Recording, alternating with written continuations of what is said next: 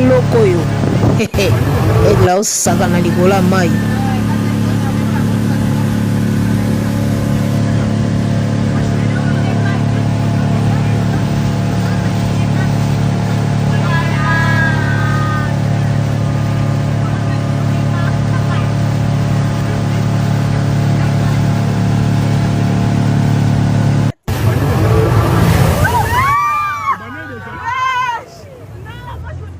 Tala eloko oyo egla osaka na likolo ya mai.